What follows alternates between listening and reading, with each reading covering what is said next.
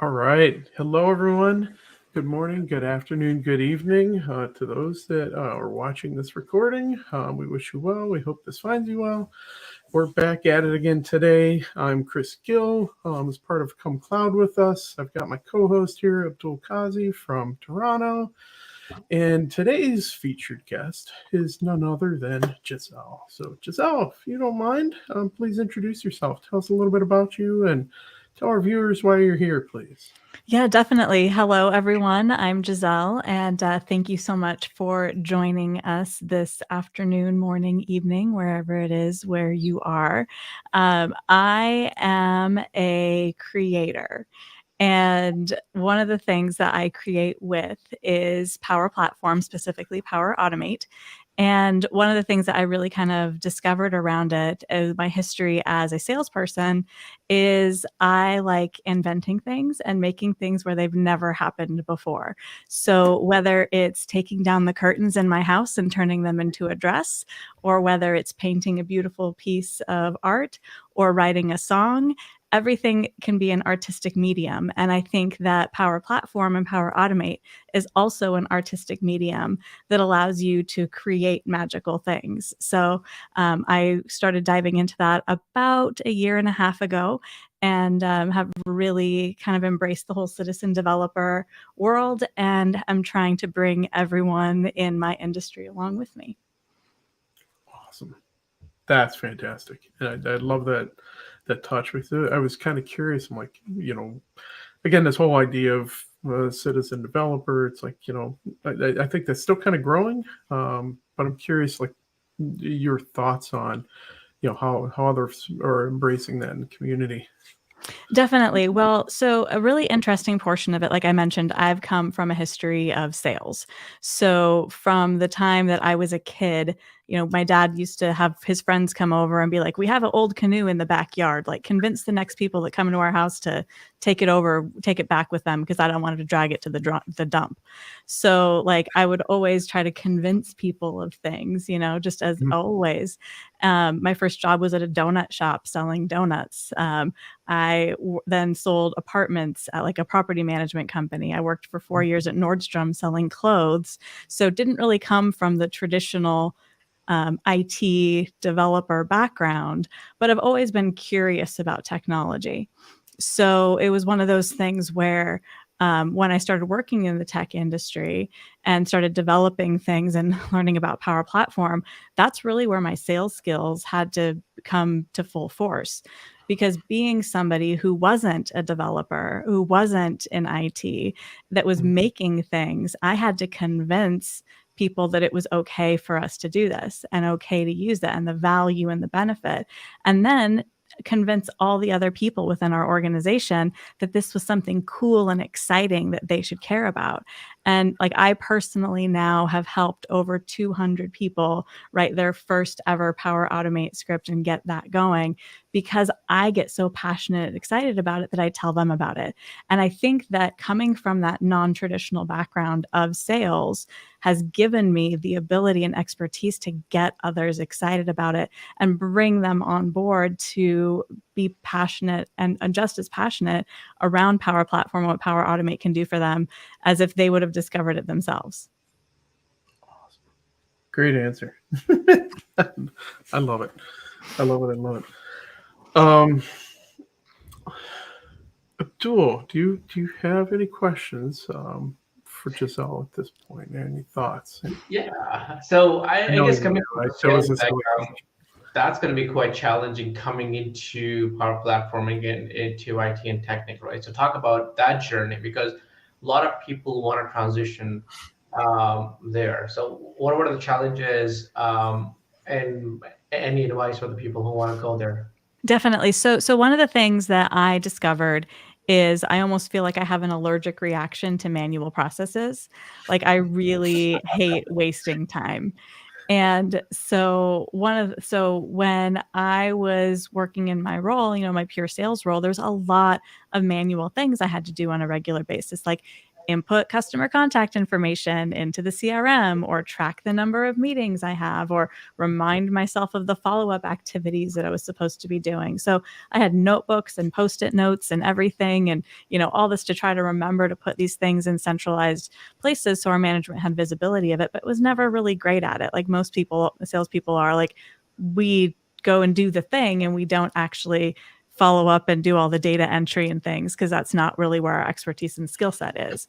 So when I was being compensated a lot of these metrics, I was having to track them, and it was driving me absolutely insane. So I kept thinking about how there has to be a better way, and there has to be ways that other organizations are doing this in a more automated manner. And so I kind of just started Googling and like going on YouTube and going all stuff. I was like, oh, this Power Automate thing, like this looks like something I could maybe try. And oh, we have licenses, like that seems pretty cool, and literally just started poking around and developed something that was just like really easy and simple and I was just like, this is incredible. And then just kept kind of iterating and iterating on it. And one of the very first things that I developed was I had a couple customers that I was working with, and I had to track their contact information, put it in the CRM. So I developed a Power Automate script that whenever I received an email with the domain that matched my customer domain, store that email address and save it over somewhere. So that way, like, I don't have to remember to put it anywhere else. But then it was like, okay, well, I'm storing their email address, but how do I get their first name and last name? So then I was like, well, their email address is first name dot last name. So there has to be a way to do that. So then I started learning about like expressions and using like split and those different things. So it just kept like slowly iterating over time until it became something, really exciting that I could share with the world. So I think that part of it, and like what I'd really tell a lot of people, is if there's something that they're doing in their day-to-day that is annoying, it can probably be automated. And you just kind of have to think about it that direction. Even start with a little small, tiny piece and just explore, and you can kind of grow. And that's the one thing that's phenomenal about Power Platform is there's this Lego block style development, especially with Power Automate, that you can continue iterating and growing and developing and making it even better as it goes. Awesome. Yeah, because I know a lot of people want to automate, and to your point, a lot of companies are still using a lot of manual process. The person leaves, nothing is documented, and the knowledge is stored with that person, and then boom, it's out. And I know with Power Automate, there's too much talk about RPA. So can you kind of talk about that process and how does that look like? Definitely. So I don't personally touch RPA because I'm on a Mac. And so I know it's like everyone's like, what? Like you do that? But so I can't do RPA. I can't do Power Automate desktop. So some of those things are a little bit off the table for me just being on a Mac. So if anyone out there is a Power that be that has cool authority over making feature parity on Macs, like I would very much appreciate that. Power BI desktop would be another thing that I would love to actually be able to use. But, I don't have a ton of expertise around that. But because I have the Power Automate skill set and because I've been able to develop a lot of that, I can help identify some of those. So we actually did an acquisition of a number of facilities about a year ago, and some of their their building management systems weren't compliant with ours, and there ended up being some challenges around there. So but because I was able to have that automation framework, like I always like to say, like once you wear the automation glasses, like you see the whole world that way. Like even though I couldn't actually do the RPA, I could help them with developing the flow chart and the steps that we needed in order to kind of develop it that way. So I think that that's kind of, even though I haven't been able to get hands-on with RPA, because I've been getting the automation background and just developing the logic and structure around it, I can still provide value in those areas. And then talk about use cases. Like, what are the typical use cases that you have seen from an automation standpoint? For sure. And like I said, coming from the sales perspective, I really work with the sales teams, and a lot of them are really neglected, I think, in a lot of automation kind of use cases, because a lot of the automation use cases are around like development structures, or how do I do this development use case, or how do I do this back-end system use case? So I really think about it from a more like, bottom end user perspective. And like, sometimes people are like, hey, I have a customer that makes these 3 requests from me regularly in email. Could we create a form that they could select which of these they want, and then we can just route it to the right person so I don't have to forward the email to the right team? Absolutely. Or, being able to say, like one I mentioned about contact information, also around like meetings. One of the things that I really, worked with the team is a lot of times we're like, well, how many meetings are we having? Who are we meeting with? What are we meeting with them about? So really using the Power Automate, triggers there, and then also comparing it with things like adaptive cards. Because when you're relying on salespeople to provide data, salespeople are going to type in their words as quickly as possible. They're going to have spelling errors. They're going to have things in different formats. So it's really difficult to be able to report on that. So I've changed a lot of things around now where I present them adaptive cards at the appropriate time that they're having particular engagements or activities, where they can just click a button instead. So I'm like, what are the 5 options that they would typically type into here that they would have spelling errors or capitalization issues or whatever, and make it difficult, and instead just give them a button to click. And then now our data set's more normalized. It's a lot easier to be able to kind of see what's going on, and they have a lot more visibility on it as well. So things like that. Or like we also have things where like deadlines are happening. Like we had a deadline where people had to submit a video by a certain date and it had to be scored. So being able to use a form for them to submit the video, to be able to create an approval flow that goes to their manager automatically and goes through that whole system, updates the SharePoint list with a dashboard. So it's just the little things that we do on a daily basis that can make a huge difference and save so much time for people that a lot of times, if you're not coming from the business, you don't know those things. And that's one of the real benefits of a citizen developer and the citizen developer organization within companies, is because we typically come from the business, we know what the business pain points are and the things that take a lot of that time. And recently I was in a presentation by Gartner, and they were talking about the concept of these business technologist roles that are now kind of blossoming throughout a lot of large corporations that are essentially citizen developers.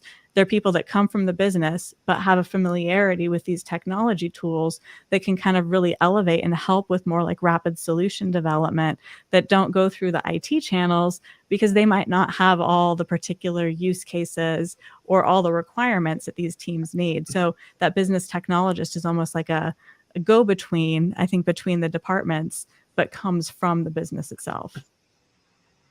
And then what kind of learning curve is required? I guess what was the learning curve when you moved from sales to citizen developer? Well, so I'm still sales, so that's part of it, not moving, but just kind of enhancing what I'm doing with that. But I think for me, it wasn't that heavy of a learning curve, and I think that part of it, and I attribute this a little bit to my history with like things like sewing, right? Like when you're sewing something, you have to cut the fabric out. You have to think about, how's that fabric going to attach to the other piece of fabric? Do I need to put interfacing in this? Do I need to put the elastic in before or after I do this stitch? So like a lot of that stuff coming from like a sewing and fashion background really applied to automation, because you had to think through each of the steps that you're doing and how that step is going to impact it down the line. So I just thought about it that way. Like I was just making a pattern for clothing and, making a piece of like a really cool dress at the end of it, That makes sense. Well, and especially now with things like you describe it, AI builds it, and some of the other little features that are available within Power Automate, it's like pretty much anybody can do this. Like my daughter, who's 7 now, when she was 6, she did her first Power Virtual Agent. And she wanted a unicorn that she could chat with, and that she could ask what its favorite food was, and like what it liked to do, and what kind of colors it liked, and everything. And so I was like, if a 6-year-old can do a basic Power Virtual Agent and do this, like, pretty much anybody can do something basic and introductory with Power Platform. Obviously, the more advanced stuff can be tricky. And like, I have to reach out to people sometimes too, because I'm like, I don't know how to do this, or this arrow code's weird, or my expressions being crazy, or like whatever. But at least I know that that's kind of the direction I need to go. And the community has been so phenomenal with with my knowledge and learning, that there's really been nothing that I've wanted to achieve that I haven't been able to achieve, other than things that are just like breaks of the game, features that are broken kind of thing, but most everything we've been able to really kind of make happen. And so I think there is a learning curve, but I think once you dive in, that learning curve really is not something that most people really have to worry about, as long as you kind of focus on clicking buttons. And that's really, I think, been one of my secrets to success is I see a button and I don't know what it does, and I click it. Learning as you go. That's actually perfect. Yeah. Nice. So are we expecting any workflows today, or can we see something that the audience would be able to be, or that's going to be helpful? Like Yeah, so I was thinking about showing just a couple of things really quickly that might be kind of an idea on one of the things that they might actually be able to take advantage of. So let me pull this up really quickly, and I can show this to you here if I can make this magic thing happen. Okay, let's see if screen sharing tips. I have to be fancy on this to see if I can make this happen, because now it doesn't like me so much. So let's see. It wants me to log in with my privacy and security stuff, because that's what it does. Yeah.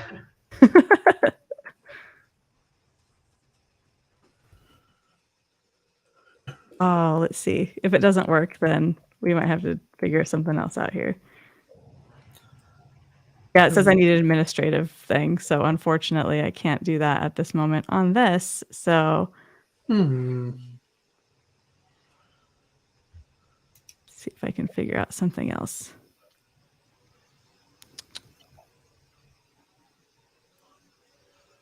Okay. Well, it's lost permission to capture my screen. So unfortunately, I can't do that too well. But let me try one more thing. Over. It's like, well, folks, this has turned into a live troubleshooting with. I know, right?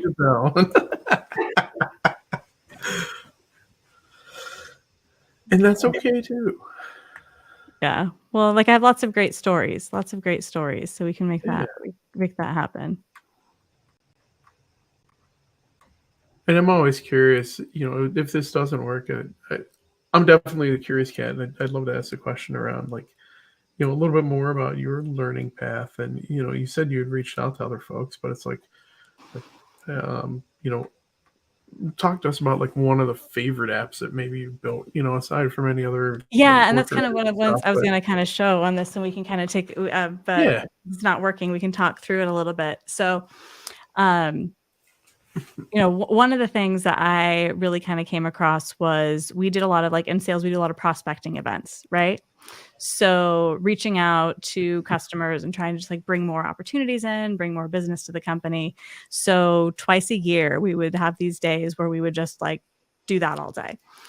But in order to get our points, again, we'd have to send an email, log it into the point system. We'd have to make a phone call, log it into the point system. We'd have to have a meeting, log it into the point system. So it was a total pain in going through and getting all of that. So for me, I'm like, well, isn't there an easier way of doing this? So the next time we had the event, I literally did all the events or the activities, and then I got a group of friends and we manually entered them into the CRM all the time. So we were like, well, maybe if that would be a faster way of doing it than interrupting our flow. But then I kind of took a look at it a little bit differently, and I said, well, now that I was starting to learn Power Automate, well, maybe there was a better way that we could even take a look at that. So unfortunately, I don't have the Salesforce connector in place right now, so I'm not able to kind of really use that from a CRM perspective. But I am able to do other things with the Power Platform and Power Automate. So I was able to actually build a SharePoint list data set around all of the activities that I was doing, and I was able to create an automation flow that whenever I put a certain email address, a group's email address, on one of the emails I was sending or one of the meeting invites, it could track, was it a meeting or was it an email, and assign the appropriate number of points for it and put it in the SharePoint list, and then create it into a Power BI dashboard. So I was able to kind of have all of that there. And it was pretty amazing, to be able to see that. But there was a lot of little gotchas that when you do something like that, you don't necessarily think about. So some of the learning curve items that I had were when somebody would put double quotation marks in their subject line, it would totally mess with the automation flow because they thought that it was code instead of actually looking at the meeting subject line of or the subject line of the email. So it would break the whole thing and the flow would fail. And is needle in a haystack because I had like 50,000 records and these flows are failing and people are like, where are my points? And I'd have to go through and divide it all up and like pull all the output and be like, oh, it's because you put double quotes in your subject line. Like, realistically, who puts double quotes in their subject line? Like, people don't put double quotes in their subject line. But I wouldn't have known that if I hadn't like put it into production and had those failures. And then for the next time, I was able to put that in there where like if there was double quotes, then I would just replace it with a space or something. So it didn't affect it. But I didn't have any idea at first. And it was one of those things where like occasionally those little errors would happen and I would cry for a while and then try to figure out what was going on and then be able to eventually fix it. But so that was one of the elements. But then also there's some of the connector limitations that you have to think through. And when you're building things, you don't necessarily spend a lot of time going through the documentation. But, there was things like, if you do more than 100 connections per 60 seconds into Excel or something, or like, those things break. And like, I didn't really think about it when I was building it. But then once you put it into production and like a big event like that, those things break and you have to kind of troubleshoot on the fly. And again, it was one of the things that the community was really great for, because I remember I was actually in the airport, I think middle of the night, like Tampa or something, Florida, and this thing were breaking and people are like, I'm not getting points. I'm not getting these points. I have no idea what's going on. I just got off an airplane. Like I literally called one of my buddies who's in Frankfurt, Germany. And I was just like, I don't know what's going on. I just got off an airplane. Can you just jump on this screen share with me and walk through this with me? And, he dropped what he was doing, got on, screen share with me, and we walked through it and we found what was kind of going on there. So I think part of it too is knowing your resources and knowing who to ask and knowing that there's people out there that will drop anything to jump on a call with you, from Germany and walk through and find those weird little gotchas that are there. But then also like learning from them. And I think that's also a really important lesson. So when we started doing this for this prospecting event, the first time it went okay because of all these little like gotchas and stuff. But it's that whole analogy of like you see a duck casually floating on the water that's like, paddling like crazy underneath. Like that's totally what I was, because I was trying to convince my company to use automation. I was trying to convince the hundreds of people that were doing this prospecting event to use automation. So if I would have let it fail, if I would have said that there was an issue, it would have killed that initiative because it was the first time they were really using it. So for me, I was doing a ton of manual work on the back end with the data sets and with the error codes and with the automation and like turning things off and returning them on and creating new copies of flows and doing all that because I wanted to make sure that automation and Power Automate looked good to the people. And at the end, like they were all celebrating like crazy because they're like, this just made our lives so much easier. Whereas like I was like about ready to fall over and die on the back end but the mission was successful because like I got them excited about it. They were enthusiastic. It provided them value. And I was like, oh yeah, wasn't it so easy? This automation stuff's so easy, right? Like, don't you want to do it in all the different things that you're doing? So then like as soon as the event was done, I was like, okay, breathe for a day, drink lots of water. Now I have to go fix all of those things. So the next time they're not an issue. So I think that that's part of it too, is, keeping that end user focus, that I knew that my end users needed to be taken care of in this. And if it meant that I had to go crazy with it to actually make that successful for them, like that's what I was going to do. And I think that that's also when you're rolling out something like these automation initiatives, you have to keep that in mind, because even the slightest snafu at the beginning can kill it for an organization.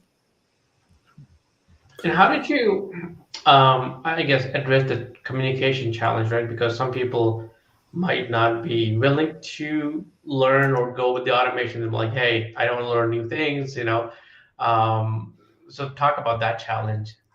Yeah, definitely. So part of it is showing the value, the business value to it. So and where the selling skills come in, because I am one of them, and I'm like, hey, I'm one of you, and I found this really valuable. Look how cool this is, because I found this valuable. And then they're like, what? Can we do this? Well, yeah, absolutely. And getting them excited about it because I'm a peer of theirs, telling them about something cool that I found. Like, it's like, here's a cool new band that you want to listen to. Like, here's their LP secret, like whatever. Like, they are more excited about it. So that's where that selling skill really becomes important. And so a lot of it at the first was just word of mouth. Like, people were coming to me, and like I was almost like a back alley drug dealer with like, hey guys, like I have these magic automations. Like, which one do you want to make your life easier? Right? And then as the organization started, like, so a lot of it was kind of word of mouth. But then as the organization started seeing value for it, then our management team was like, this needs to be mandatory for everyone. Like, look how much value we're getting from this. So the people that were kind of the stragglers didn't have an option at that point. So like, because the business started really seeing value from it after the people really started liking it and seeing the feedback from it. And that's one of the important things that I've always tracked on it, is when I do an automation flow, I will actually say, what was the use case? What was the traditional solution that we would have done? What have I done? How much money and time did that save? What's it look like? And then at the end, my last page, I always do screenshots of all the user comments about how cool it was and how excited they were about it and how valuable it was to them. Because that's the part that I think that we don't necessarily think about in a lot of the IT development cycles, is the feedback directly from the users that are being impacted by that. So I always think that's really important on that, because the users realistically are the ones that are going to be using this on a daily basis and come to us with more and more ideas. Like today, I literally had 2 calls on my calendar of people that just came to me with ideas that they have on like wanting to automate stuff. And I'm like, yeah, totally doable. Let me show you how to do it. And because a lot of them come to me because they think that I'll just do it for them, but I want them to learn it. But I do have those people too that are like, hey, I'm trying to download this SharePoint list of 90,000 records into Excel so I can analyze it, and it's not downloading correctly. Can you help me download this? And I'm like, no, I will not help you download that. Like, you can use native SharePoint list functionality, or you can tie it into Power BI and like do that. Well, I don't want to learn anything new. And I'm like, well, then that's like your problem, So I think part of it too is, I read something not too long ago, like the Harvard Business Review, talking about the importance of digital literacy. And I think that digital literacy is something that needs to be enforced. And like, there needs to be people that are kind of like those gatekeepers for it. And like, for me, I'm like, no, I'm not going to let you download this into Excel. You have to learn how to do it the right way. And, but also there's the part of it where sometimes, I've been told that I'm confrontational and not as collaborative as I could be. But being a disruptor, I think that's part of it. Like, if everyone liked it all of the time, like, we wouldn't be pushing change. And, one of the things that I think is really fascinating is there's this book that I read about disruption as a whole. I think the woman who wrote it is like Charlene Lee. She wrote a book on this, and it was talking a lot about how organizations need to be willing to disrupt themselves, and they need to have like innovation and disruption there, and have disruptors within their company that are those 1% of people that really push it and don't hold this, don't live by the status quo and don't really fit into the corporate structure, but help them get better and help them develop. And sometimes when you're a citizen developer, you really have to be comfortable with that. And you have to be comfortable sometimes with people not being cool with it, and know that that's part of your role. Right. What if we lost them? So that's fine. So this is awesome information. I gotta ask. I want to put you on the spot because we're at like 30 minutes, and I haven't heard you use the word fusion devs. So I'm curious. And honestly, I mean, at least in my mind, whether citizen developer, fusion dev, I think those kind of blur. But have folks asked you about that? Have you used that term? What are your thoughts on that approach? Not really. Haven't really looked at it too much. And I think that part of it too is where I sit within organization, Mhm. don't really have a lot of opportunity for that, you know? Yeah.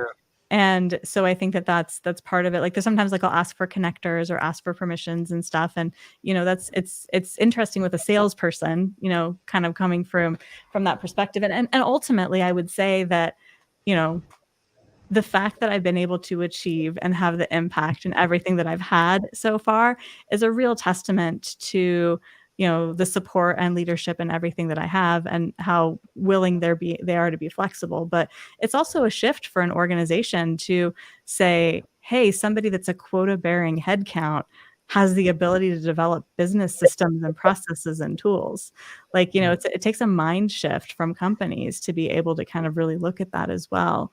And, so I think that that's something that, also has to be taken into consideration. So I don't really have opportunity to do like the whole fusion development side of things. And that's not really something that I've been able to have experience with thus far. That's a fair statement. I have a different, so this is going to be a little bit more of an off the wall question, but it's something I got passed over to my desk recently too, and I found an interesting read, and hopefully you've already seen this. If not, my apologies for a little bit of a bombshell. But so RSA conference is going on this week, right? One of the things that came across was the discussion about like the low code explosion, which we've been talking about this entire session. Some experts, Gartner included, predict almost a 20% increase just this year, already where we've been at. The article then goes into this interesting theory and discussion, which I'm curious to see what happens when this goes live. But it's a credential sharing as a service. So there's a talk that someone's giving about credential sharing and how there's a concern that low code apps have some credentials, like I've created this, I created it as myself, my permissions or whatever else, and now I've shared that with someone. I'm curious, in your line of, have you seen that be a concern already, or something that you would expect to have a concern for, as for some of the work that you've already done? Yeah, so a couple different elements on that. So a lot of the stuff that I do, I share like crazy, right? Sure. So like I'll develop something and we'll send it out to 100 different people and have them all install their own instances of it.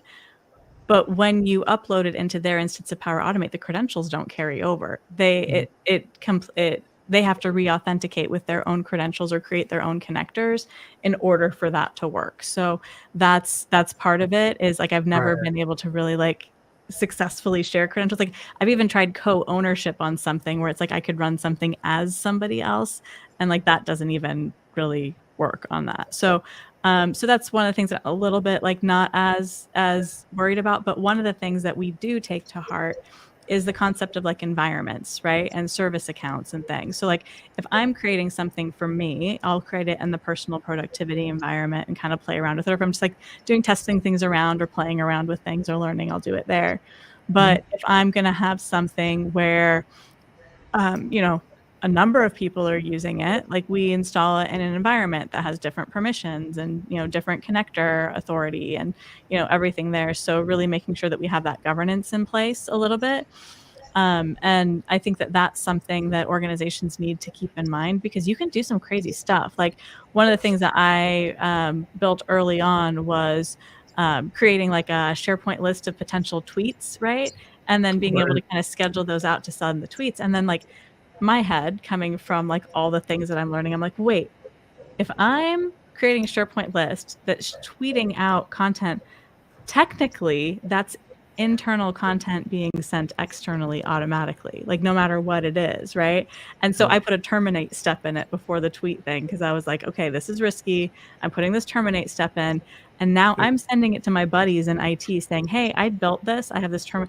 Will you take a look at it? Like, am I crazy thinking that this is there? But it's because I have that like spidey sense a little bit around InfoSec that I would even think about that. Yeah. Some organizations and some citizen developers don't have that like inherent like sense of maybe that's something that's a security risk, and they wouldn't have done something like that and sent it in. So I think that keeping those personal productivity environments a little bit locked down at the beginning into things that are more easily controllable, I think, is a really wise choice. And then, if you need certain connectors or if you need certain things, create separate environment that has those and be able to have a little bit more monitoring and regulation around that.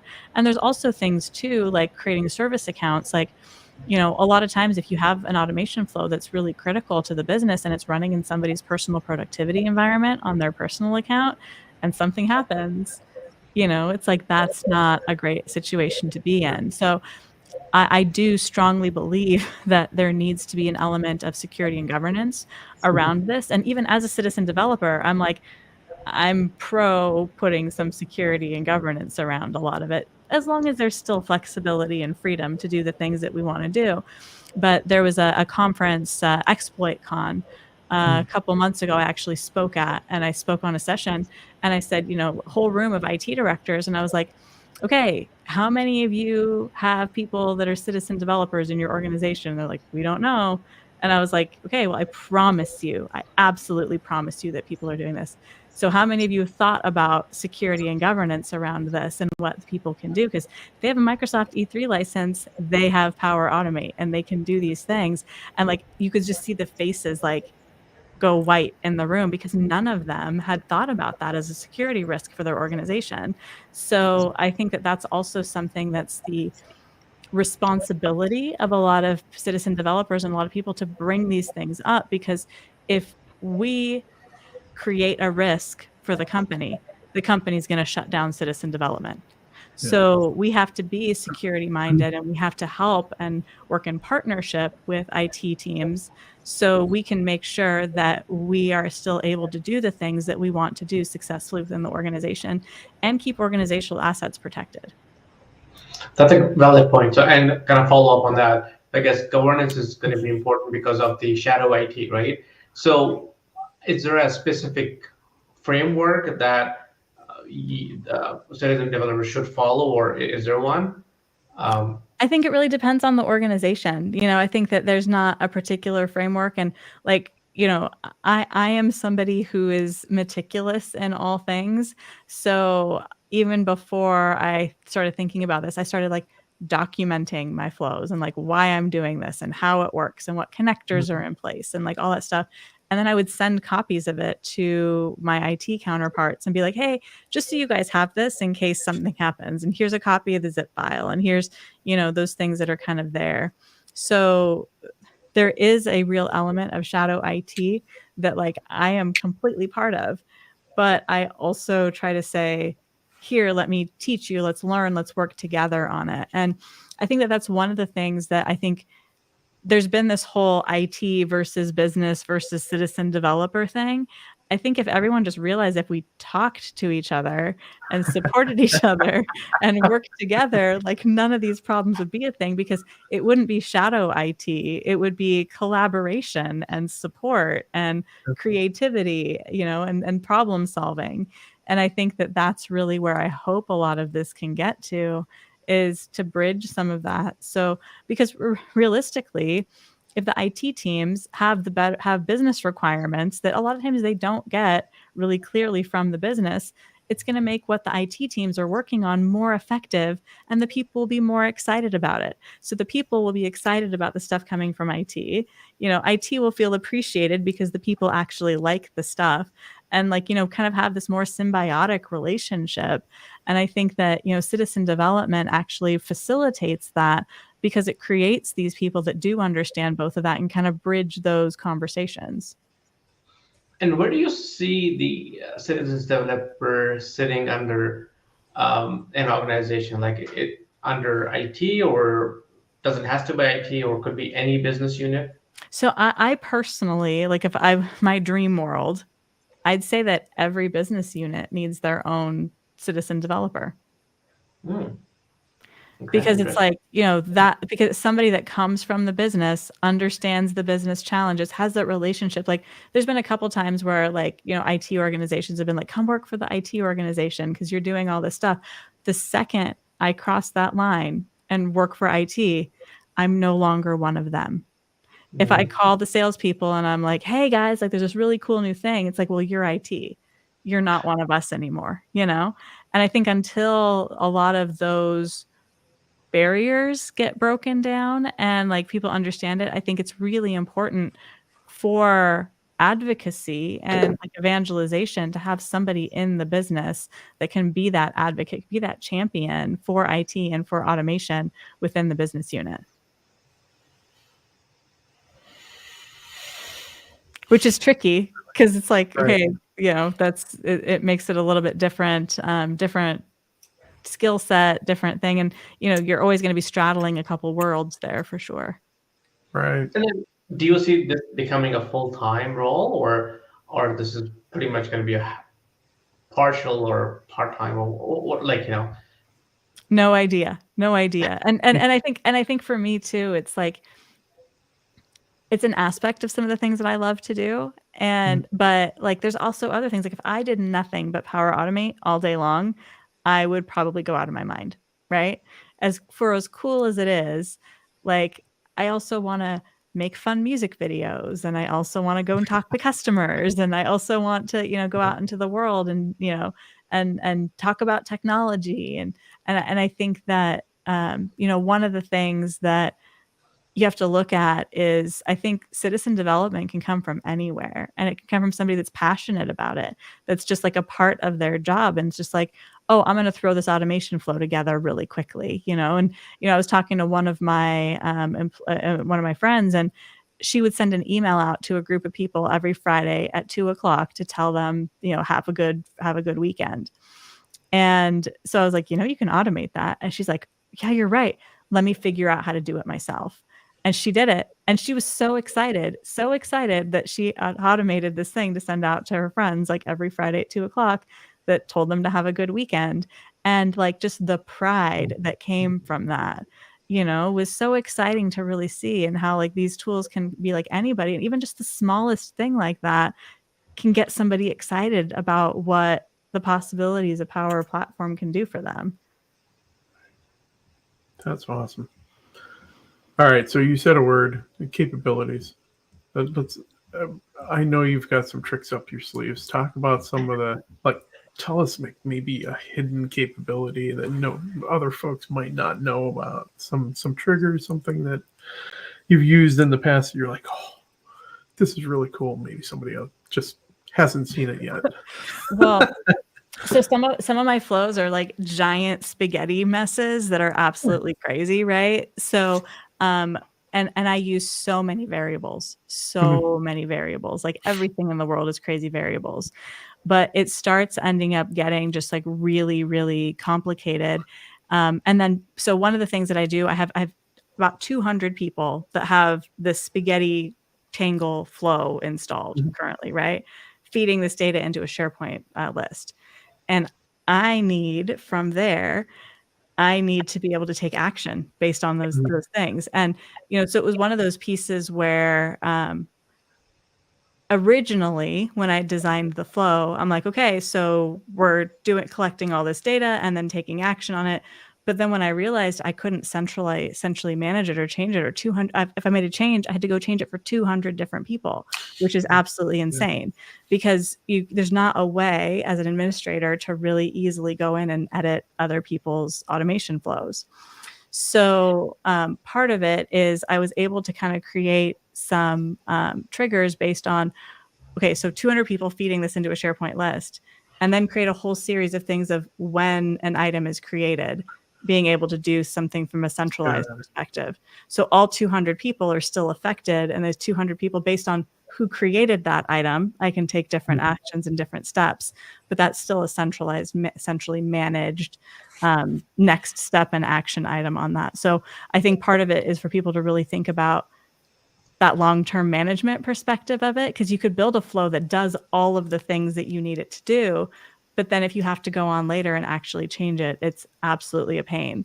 The other thing that I recently discovered is within the Power Platform Admin Center, even though you can't go in and edit other people's flows, you can go in and add yourself as an owner to other people's flows. And once you go in and add yourself as an owner to somebody else's flow, then it shows up in your shared with me. So you can go and make those modifications. It's a real like wonky solution way of doing it, but it's been so helpful. And I just discovered it last week. So I'm all excited about that. That's awesome. Yeah. That's awesome. So I think that's super important for people that do have organizations where like there's that many people installing flows. So I think that, you know, but also there's not, I haven't talked to a lot of organizations that do have 200 people installing the same flow and kind of using that. So that's also another thing that's been a unique challenge, because part of it is, if you share a flow where like when an email arrives to your inbox, it will automatically populate your email account IDs in that when you're sharing the flow across somebody else. So if I share that flow with you, Chris, then, you know, all you have to do is re-authenticate and you're good to go. But if you use the trigger of when a new event gets created or when an event, it doesn't repopulate the calendar ID. So people have to go through and actually physically change their calendar ID in that particular piece.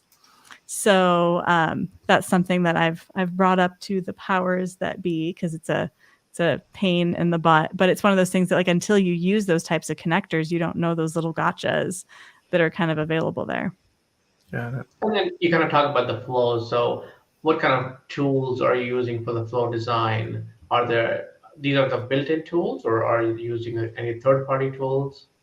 So I'm totally a pen and paper person. So I have a notebook and glitter pens, and I usually just like draw out my flows and like, okay, I'm going to draw this out and like, this is going to go here. And then I have a little whiteboard in my office that if people are there, like I'll like use the whiteboard and like draw it out. But I like to physically draw things out if I'm going to plan my flows.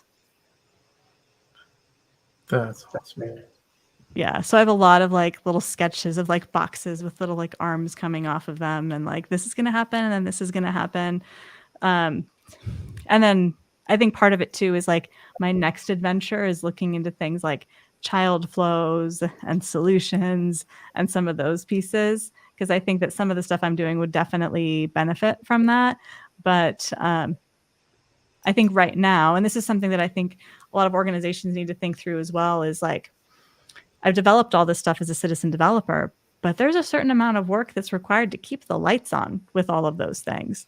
Like, you know, hey, there's this thing that's getting throttled, or this thing that's, you know, failing, or, you know, this refresh of this Power BI dashboard wasn't successful, or, you know, these different things. There's a lot of stuff that's there. And I think a lot of times when organizations are coming up with these citizen developer frameworks, they don't necessarily think of how do you transition support of some of these solutions once they become business critical. And that's one of the challenges that I think that a lot of companies need to kind of think through is, you know, right now I'm spending so much time just making sure that the lights are on all the different automations that I've built that I can't really build a lot of new things or learn a lot of other new things. And so like, I think in order for citizen development to be sustainable for companies, there needs to be a thing where like, hey, if it gets to be this level of importance or this many users or like whatever, let's figure a way to transition this into a more dedicated team that can kind of help take over that maintenance and support around it. And then talk about that. So I guess, are you creating any catalog? So let's say you might be using, you know, a workflow or automation within your business unit. How do you replicate that among other business units?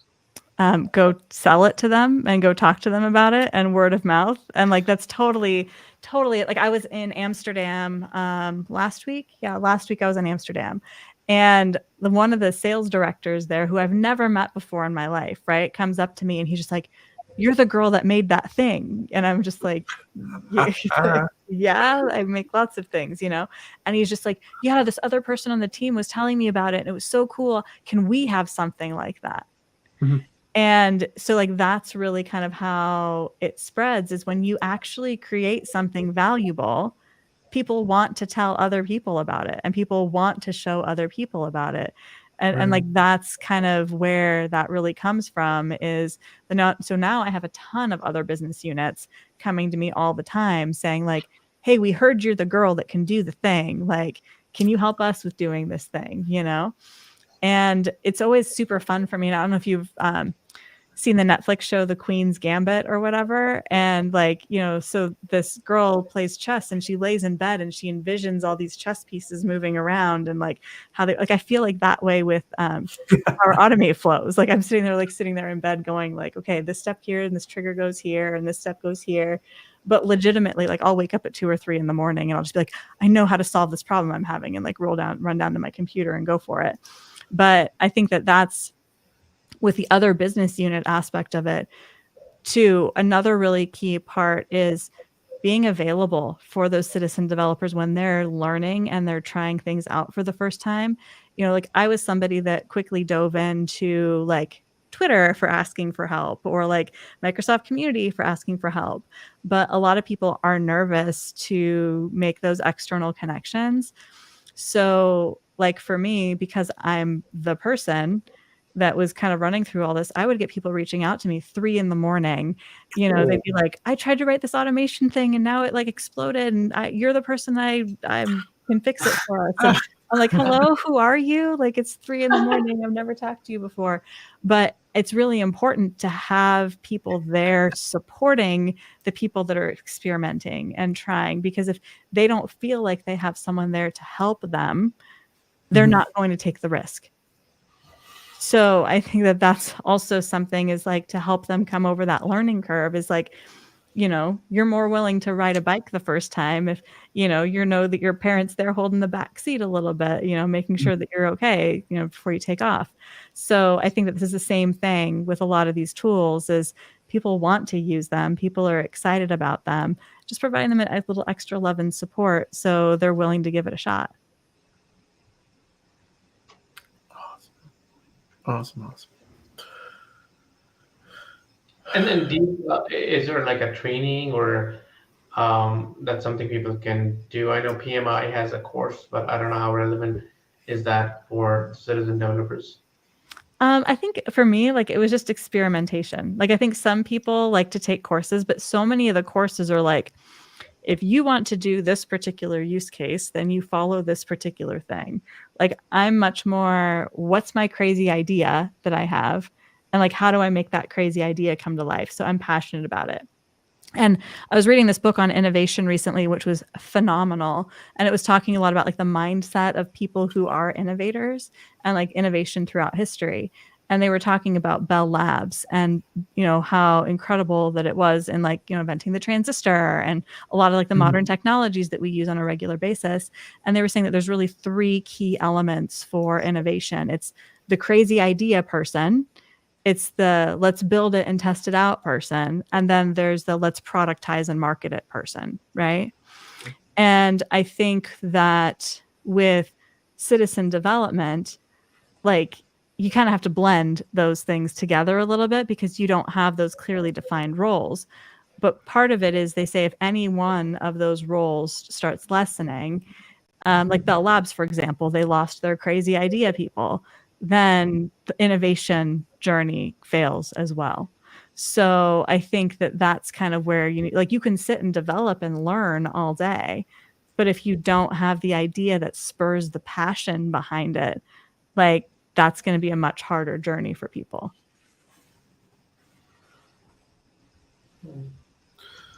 Awesome.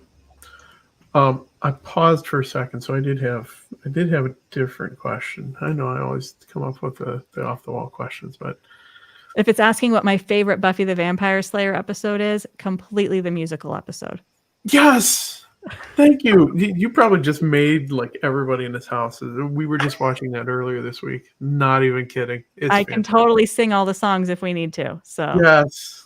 No, I usually get yelled at if I start singing. So listen only in this house. But let me know sometime, we get together again. We can just sing it together. It'll be good to go. Perfect. That is wild. That's not the question I was going to ask though, but thank you. That was so much fun. All this talk about AI, I had to ask a question about AI, but have you done any of the preview stuff? Have you toyed with hey, I want to create a cloud flow and write a description or, kind of talk to my flows, it seems kind of weird, but honestly, I know they're kind of trying to fit AI into everything. So what are your thoughts there? Yeah, definitely. So I think that it's still early in its development. Like I was trying to do an expression the other day and I wasn't sure exactly which expression to use. So I was like, let me ask it and maybe it'll tell me. And it was not successful, but like, in theory, it would have been cool.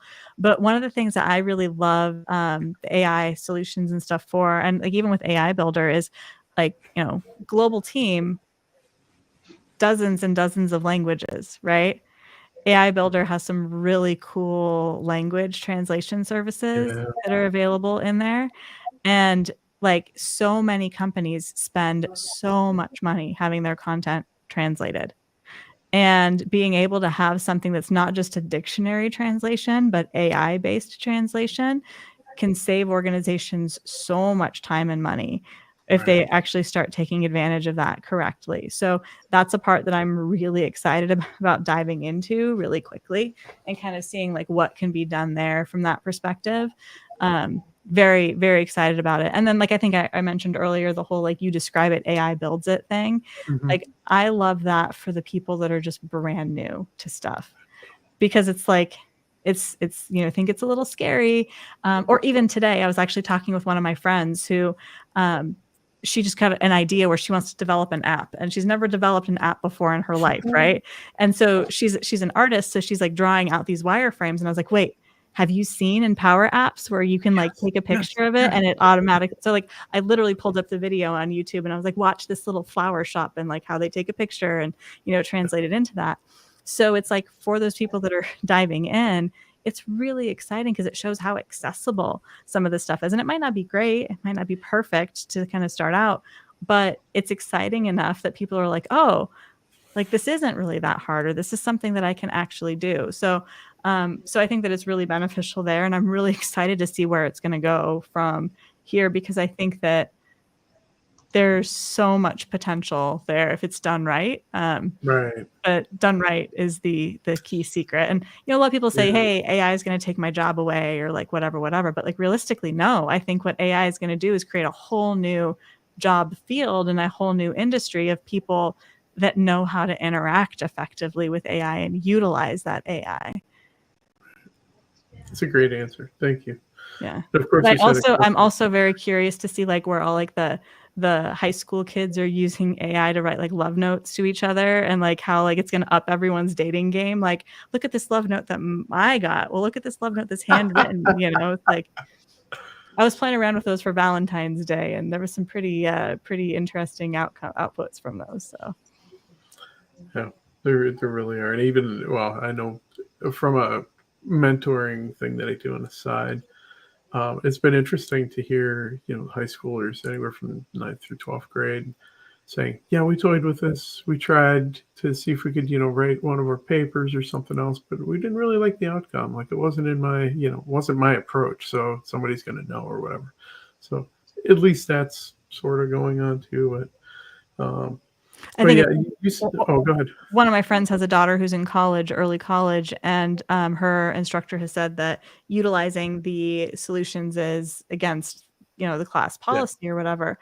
And I feel a little like strongly about that, because this is the direction the world is going. And if you just say you can't learn the technology, you can't learn the thing, like I think instead the college should be teaching how to effectively utilize those tools, not just say you can't use it. And that's interesting you share that too. Is that I don't know if it's a high school class, but let's just call it a class in general, where on the flip side, it was driven with AI. So it's like utilize AI to solve this problem, and we're going to work through it for the next, few months, semester, whatever it may be. But yeah, the one thing you mentioned about accessibility, and I'm curious too, like, part of it may be AI driven, part of it is, some other accessibility being like built in from the beginning too, or now being bolted in a little bit more.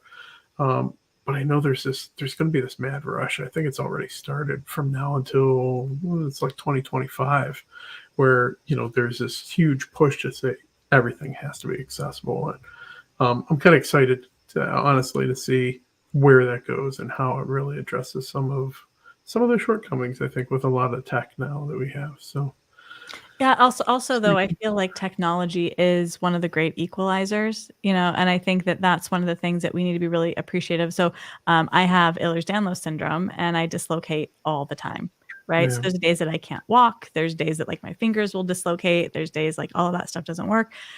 But realistically, because I have internet connection and I work in tech and like whatever, like I can do all my work from bed if I need to and I can't walk that day. Like there's like voice transcription if I can't type for that particular day. Even like in the new Teams feature where you can send little video messages back and forth instead of typing, like those things are so effective from an accessibility perspective. I'm really excited to see them kind of come into fruition. And because of technology, I'm able to more effectively compete in the workplace because I have access to all of these tools.